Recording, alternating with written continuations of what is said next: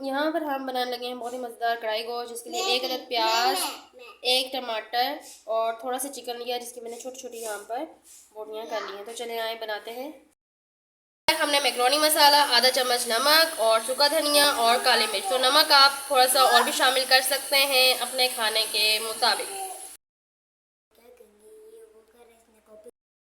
मसाले शामिल कर लिए हैं, अब अच्छे तरीके से इसको फ्राई कर लेंगे।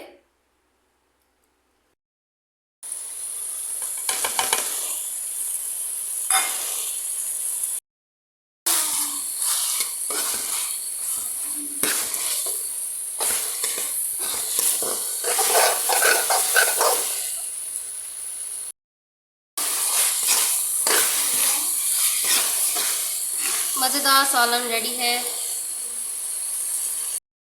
तैयार हो चुका है। अब हम इसको बाउल में निकालेंगे।